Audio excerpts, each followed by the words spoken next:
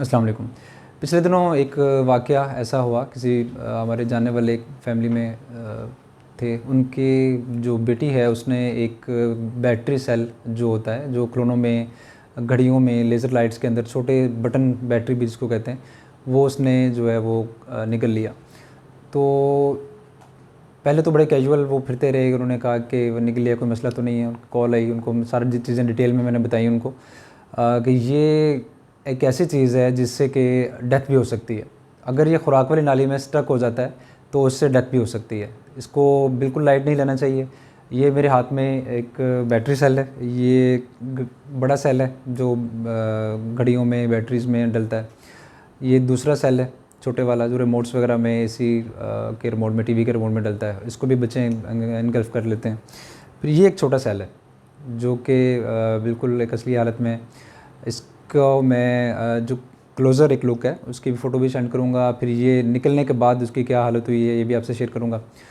होता यूँ है कि जैसे ही इसको निकला जाता है तो ये चूँकि अल्कलाइन होते हैं, तो अल्कलाइन जो चीज़ होती है वो हमारी खुराक की नाली जो इसोफेगस है, उसमें अगर स्टक हो जाए और उसमें अगर फंस जाए, ज़्यादा देर इम्पैक्ट रहे, तो विदिन हाफ आवर जो है वो उसमें इरोजन, अल्सरेशन करके उसको इवन परफोरेट कर सकती है, इसमें सुराख कर सकती है। तो ये जो एक चीज़ है, इसको फ़ौरन जो है वो निकालना होता है। इमरजेंसी की कुछ इंडिकेशंस हम एक वीडियो में पहले भी शेयर कर चुके हैं।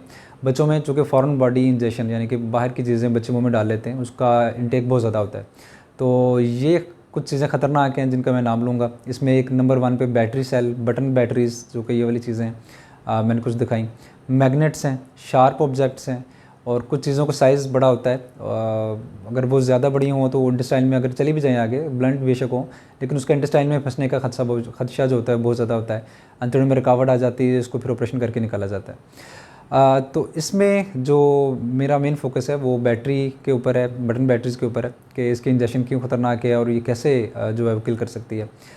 अगर खुराक की नाली जो है हमारी इसोफेगस है, इसके अंदर स्टक हो गया है और इसके अंदर उसने इरोजन करके या परफोरेशन करके सुराख कर दिया हुआ है, तो सांस के मसाइल शुरू हो सकते हैं, उसका अपना स्ट्रक्चर बन सकता है जो कि अल्टीमेटली ऐसी कंडीशन डेवलप हो जाती है कि डेथ की तरफ ही जो है वो सारे कॉन्सिक्वेंसेस जा रहे होते हैं। तो सबसे पहला जो काम इसमें घर में करने वाला होता है, फ़ौरन शहद का 1 चम्मच साथ दे दें, क्योंकि ये अल्कलाइन होता है तो उसका थोड़ा सा इफेक्ट जो न्यूट्रलाइज़ हो जाता है और इसका नीचे पैसेज जो है वो भी आसान होता है। फिर ये अगर स्टमक में चला जाए, उसमें चूँकि एसिडिक एनवायरनमेंट होता है तो थोड़ी सी इंजरी उसमें भी कर सकता है। जैसे पास ऑन आगे इंटेस्टाइन में चला जाता है तो वहाँ पे जो ख़तरात हैं वो ज़रा कम होते हैं, तो एज़ अ फ़ॉरेन बॉडी ही काम करता है ये, तो इतना कोई मसला नहीं होता। लेकिन इसको पैसेज जो होता है इसका स्लो होता है, चूँकि थोड़ा सा हैवी होता है, तो स्टूल के साथ अपनी इंटेस्टाइन की मूवमेंट के साथ ही आस्ता आस्ता निकलते हुए आगे की तरफ जाके पखाने के रास्ते बाहर आ जाता है। तो इसमें करने वाली जो काम ये है कि फ़ौरन से पहले इसको बच्चे को डॉक्टर के पास लेके जाया जाए, वहाँ पे एक्सरेज़ करवाए जाएंगे। ये कुछ एक्सरे मैं शो भी कर रहा हूँ साथ कि ये गले में या खुराक वाली नाली में फंसा हो तो कैसा होता है, और जब मैदे में चला जाए तो वो क्या इसकी पोजीशन होती है, और इसको सीरियल एक्सरेज़ क्यों करवाने पड़ते हैं।